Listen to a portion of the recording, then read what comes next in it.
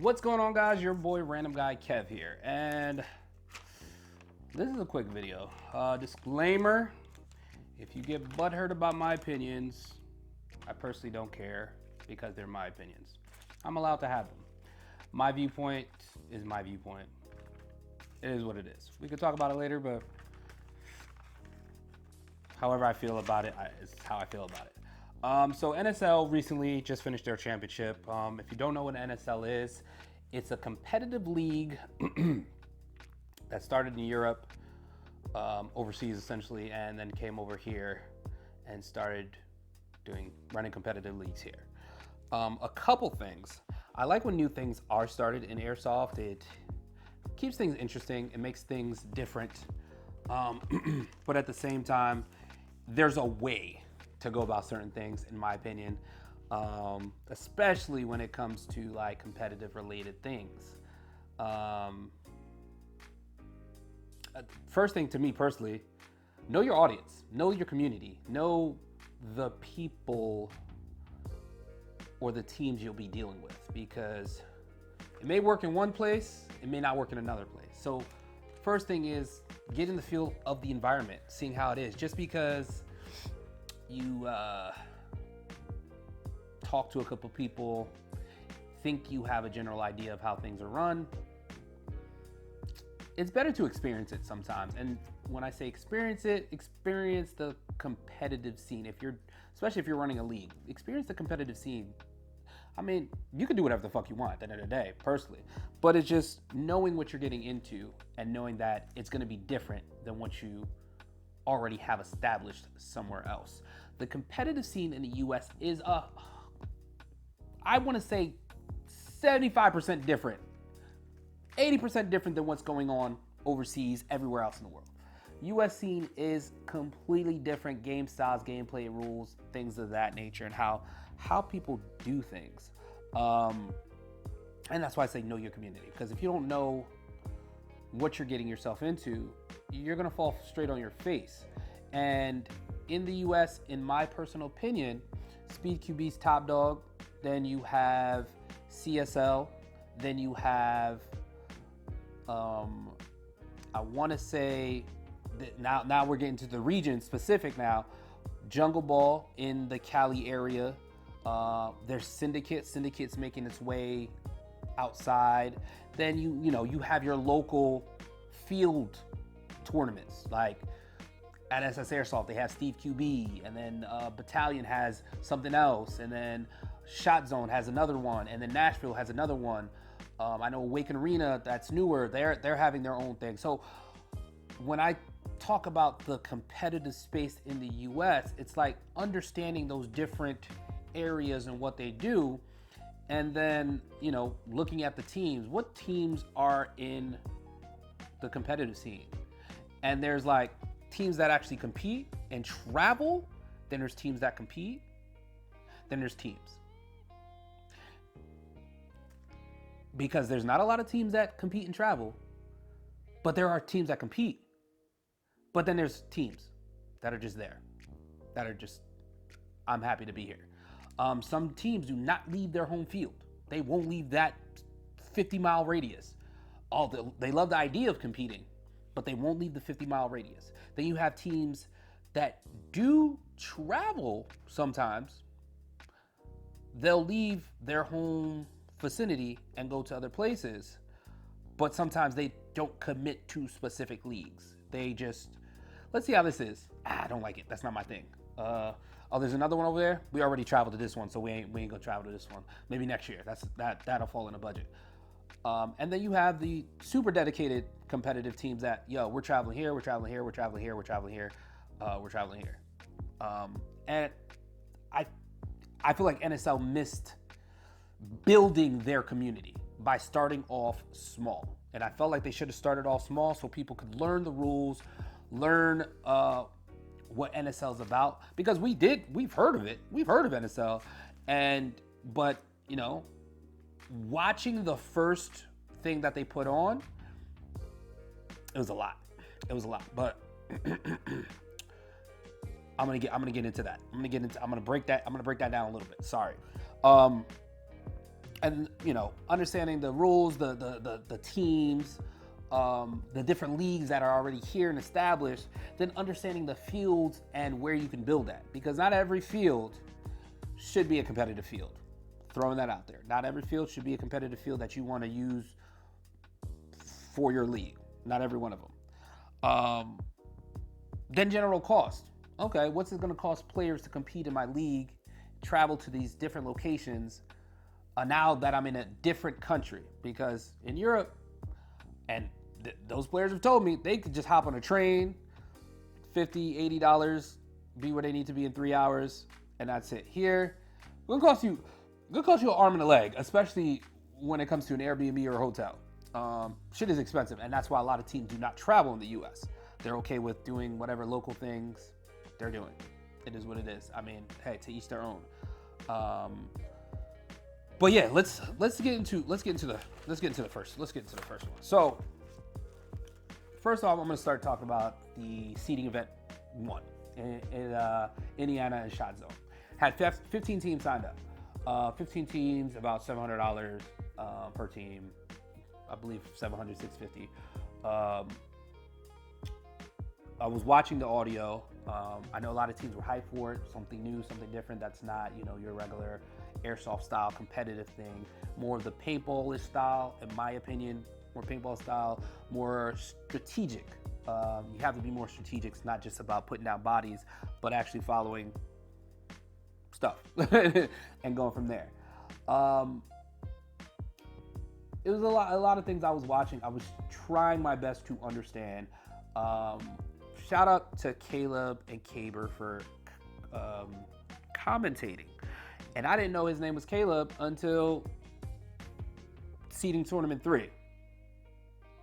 No. Actually, I knew his name was Caleb because somebody had mentioned it in the chat. That's what it was. Kaber should know this. Introduce what's going on, who you are, and it's just, storytelling. As a commentator, storytelling. Tell me what's going on. Tell me what I should know. Let me know the rules, because I say this all the time. I am a spectator. I am not competing in anything. I'm here to watch. I'm trying to see who's talking shit. I'm trying to see what's going on. I'm trying to talk shit. I'm trying to see what team, and I'll pick any team to okay, I'm going to follow that team. And that's the thing. The first Indiana thing, I did not pick a team. I was just I'm watching everything. That shit was boring. The reason it was boring because I didn't know any of the rules. I didn't know what the fuck was going on. I mean, there was a lot of banter and the shit was funny as hell because Kaber made that shit funny for me. But I kind of was okay, why are they doing this 1v1? Why are these teams not doing best 2 out of 3? Why they keep going back and forth? None of that was really explained. And it was I was okay, what's the purpose of the timer? Why is it, why are they alternating sides? It's for me personally as a spectator, and I see what they're trying to do. They're trying to make it more of a spectator type sport, but it's hard when you don't understand what's going on. Yeah, Kevin, it's like football. You can easily just get into it. No, you can't. I'm sorry. You can't, because the commentating essentially explained shit to me. Hey, if you're just joining us now, the Patriots have the ball. They're on the 30-yard line. They're trying to take it here. I didn't get that. So it's the banter back and forth was cool, but it's still the explaining of what's going on during each thing I was so confused about. And I could immediately tell that a lot of teams didn't know the rules because they were doing shit that they would do in the speed QB thing at this. And I'm pretty sure this is not how it works.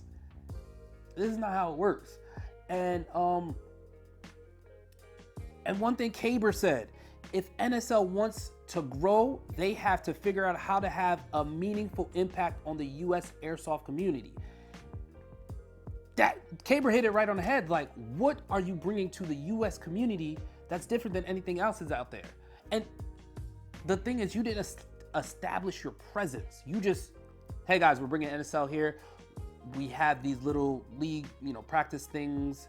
No one's flying out here to do a practice thing. No one's flying out here. That should be on you. This is your first time in the US. You should be going to these fields that you're having hosts and be like, yo, we're doing a practice thing so you can get a better understanding and this, that, and the third. Because again, watching the Indiana ShotZone thing, everybody looked confused. A good number of teams look confused. And they were just like, okay, did we mess up? Did we not mess up? Teams really look clueless about the flag thing too. So it's like, it was a very interesting but confusing first thing to watch. And I talked to a lot of the players afterwards. Hey, this wasn't a great experience, and I don't know what they were doing out there. And some of them, honestly, I didn't read the rules. I thought it was similar to Speak UB, and it wasn't. And I'm like, you should have read the rules. But for your experience to be bad, and then people proceed to blame the field, I'm sorry. No, you blame the coordinator of the event.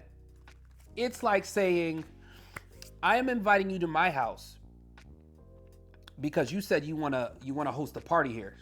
Sure, my space is open. Do whatever you need to.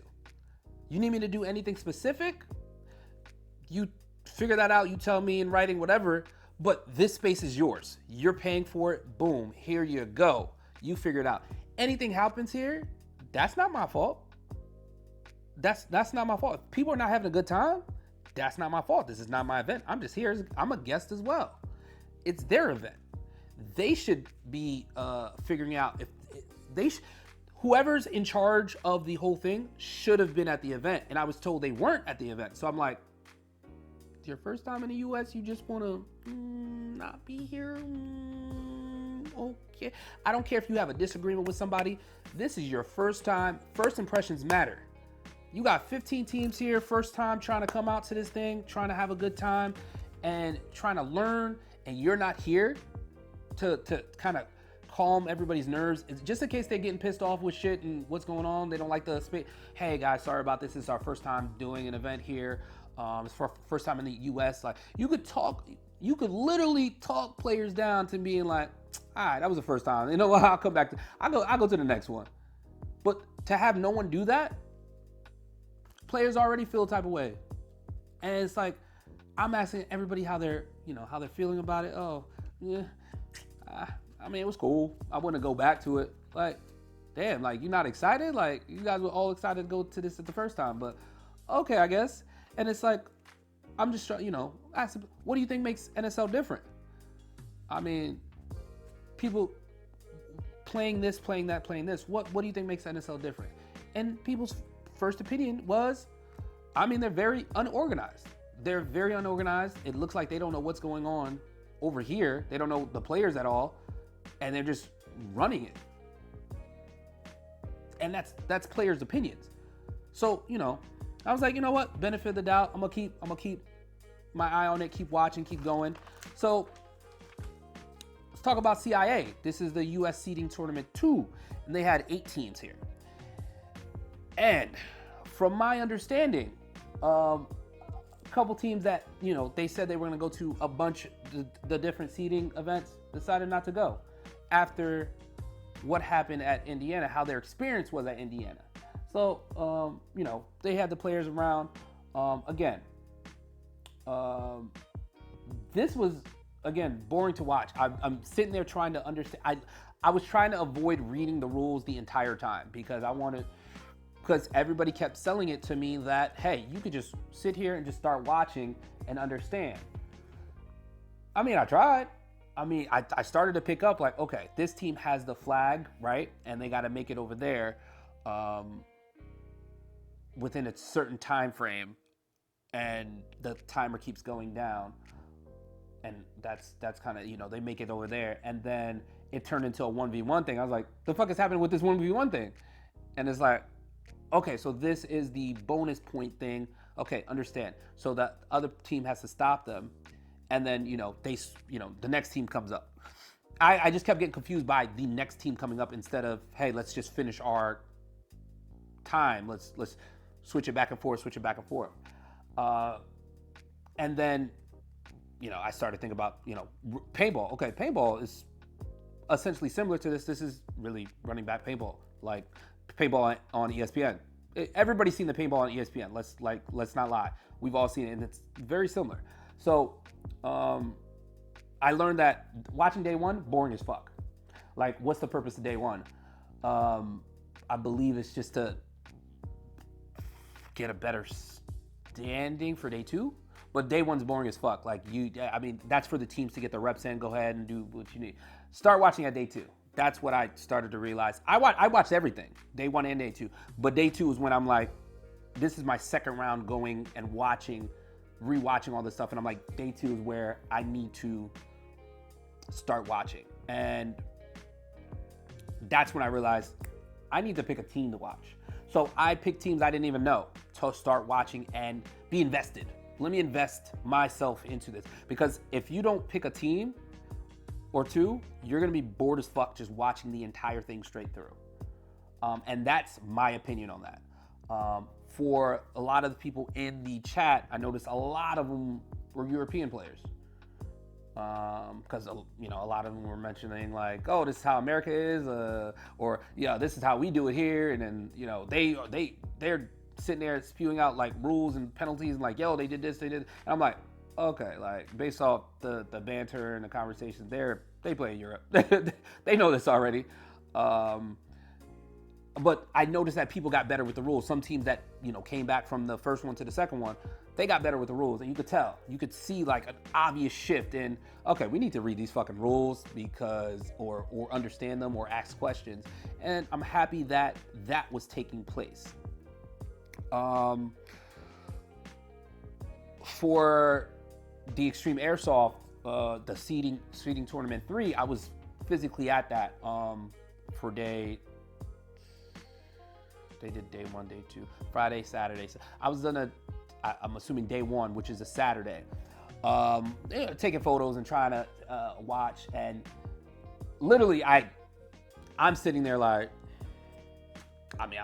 I'm trying to avoid watching the YouTube stream so I see if it's good to watch in person. And it's like, I kind of understand what's going on, but I can't hear what's going on. I don't know what the penalties are. I don't know what's going on. So like a couple of players are letting me know like, yo, Kev, this is what's going on. And giving me better clarity on, hey, this is why they do this, and we have to press this button. I'm like, I don't even know about this damn button shit over here. Okay, got it. What's up with the penalties? Because it seems like motherfuckers get penalties all the time. And then looking at them explaining the penalties, level 1, level 2, majors, administrator, I'm like, oh yeah, you just gotta go out there and play your game and hope for the best, and call your shit at this point, because I can see how some of the players are still confused, but a lot of the players that again played from the first one, some played the second one, some played the second one, and then came to the third one, or some played the first one, played the third one. They're just understanding and they're picking it up. Okay, I got it. I fucked up on this, and then watching the day 2, you could tell like from the day 1 seeding stuff, they picked up everything to go into the semifinals. I think that's when it matters most. Like, okay, I understand now, my team understands, and then you take it from there. Sorry for taking so long. Day seeding event 4 at Sac County, 10 teams signed up. I was just so confused by just the calls, because I could see stuff, but I'm like, I'm not on the field, so I can't be like, oh my God, they're not calling things, blah, blah, blah. But people were saying that in the chat, and it's like, looked like there was a bunch of penalties, just like super aggressive out there. And it's like, I wish they had better camera angles and all that jazz. And I mean, they have a number of refs out there, and they, that's a whole nother thing. And I feel like, the commentating was good. I mean, Caleb did a great job commentating, but I feel like he needs another person just to back and forth with. Because I noticed based off the first one, when he had somebody back and forth with, it was really solid. And then, the Sac County one, it was, I guess that's how they play on the West Coast, where it's like super, what's the word? felt kind of, from what I was told, players told me, they felt this one was more of a toxic environment where the banter was like on it. And I get it, you know, there's banter up to a point where it was like excessive, where it's like, all right, we're off the field now and you're still going type stuff. And I was like, okay. I mean, there's a cutoff for taunting and stuff. I believe they have like a rule for unsportsmanlike conduct, but what's considered unsportsmanlike at the end of the day? And then the championship. Championship I was at for the first day 1, day 2. Day 2, and then day 3 was the final. So, I mean, solid. It improved greatly. A lot of the players there, they played the other ones, and they came here like understanding the rules. They knew what they were getting into. They were just like, okay, we're here. And they were running it. And this time, all the refs were NSL refs, not from the field. Because before, the other refs from the other places, they had the 5 refs, and then they had 4 or 5 refs, and then they had like local refs in the area. So a lot of people think, they had all their local refs. No. They had all NSL specific refs that they, that flew out and had there. Okay. So here's a couple things for me personally that I thought was very weird. Begging teams to come and play. And I kept hearing that for a lot of the seeding events. Begging teams to come to play. That's wild, because I've never, if teams don't want to come, they're not going to come. But, I'll comp your flight, I'll comp your tickets. That should already tell you something about how your league is going. I'm sorry, that's a red flag. If teams aren't signing up, fix your shit. There's something there. Talk to the player base. Like, what's wrong, guys? Why aren't you signing up? Please explain it to me. Literally, and I asked that. Guys, why aren't you signing up for this? Let me know. And the players will tell you. If they won't tell you, I'll tell you. I already gave you a bunch of stuff. The price, players didn't like the price already. The rules kept changing. I mean, the rules kept updating after every event, and players didn't like that, so they just, why? A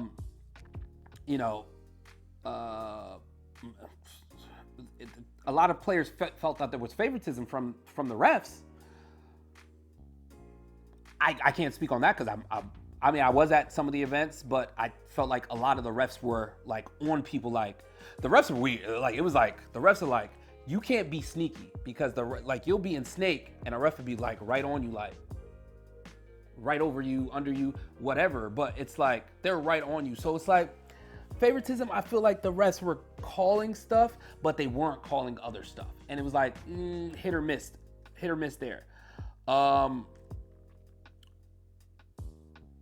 Like the penalties kind of confused me, because it's like there's a number of teams that got penalties during the championship, and it's like, all right, when is the cap? What is too many? What is too many penalties before a team is like disqualified for a round or removed? Because it was just a lot of penalties, and I'm like, bruh, that's kind of wild. And guys, be mindful. Like, a lot of the fields, from my understanding, they didn't make anything from this. Essentially because they're paying for the refs from NSL and the equipment from NSL and all that stuff from NSL to come to their facility. So that $350, $700 that you got charged, essentially that was used to pay for those guys to come. And the field kind of didn't get really anything because the math don't math. Because that's what I was told. So that's a whole nother thing. What else is there? The live stream. I see what NSL's trying to do as far as making it a spectator sport, but it wasn't very, in my personal opinion, it wasn't very spectator friendly watching it, because not enough information was being provided. It's a storyline process of hey guys, this is what's going on. And Caleb, I think Caleb did a solid job. He greatly improved from the beginning to the end. He greatly improved. So I understood more later on, but it's like, finding your footing and then going with it. So I saw improvement from that, and I saw improvement from the teams as far as like learning the process and going from there. But for any team that didn't have a good experience, that doesn't go back to the field. That goes to who's ever running the league. Talk to the people of the league and take it from there.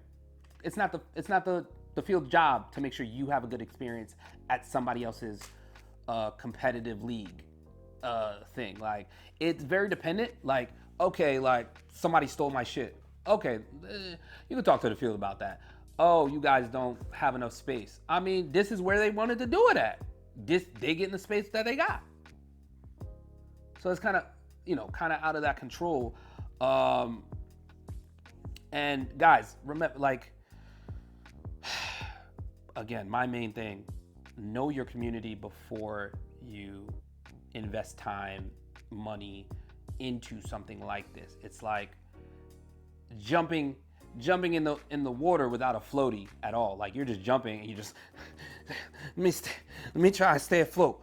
I mean, this could continue to survive as long as they adjust what they're doing for going into their next season. But I mean, a lot of teams, once the SpeedQB schedule dropped, the CSL schedule dropped, a lot of the teams was like, all right, NSL, good try. I'm going this way. That's exactly what happened. So, I mean, let me know your thoughts. Those that competed, I've talked to a lot of players. I talked to a number of teams. Let me know your thoughts on NSL. I mean, I'm going to talk about competitive teams as well in another video, because what they assumed the number of competitive teams are and who's willing to come and travel and all, sometimes that ain't it. Sometimes that ain't it. I'm just saying, that ain't it sometimes. But let's keep it 100. Keep it 100. Like, this was a hard watch. Very hard watch. Like, if you don't pick a team, you're not gonna enjoy it. Pick a team. Pick one or two teams. If you don't know the rules, I mean, you can brush up on the rules. But I try to just watch it and not know the rules. God, if you're trying to make it a spectator sport, make it a spectator sport. And don't compare it to football. I mean, football does have an attack and a defend, but that's kind of like the only aspect of it. Like, I didn't understand the 1, the 2, the 3. Yeah, that wasn't explained either. I had to learn that on later on. People had to tell me that. It's like I had to be at the field for players to tell me exactly what the fuck was going on. And again, pick and choose. But that's it for me, really. Yeah, I mean, the refs, I mean, everything else, I said it in the video, guys. You guys, let me know what you think in the comments and take it from there. Maybe I'll make a part 2 about the whole NSL thing once people cry about my opinions. But don't forget to like, comment, subscribe, and I'll catch you guys on the next one.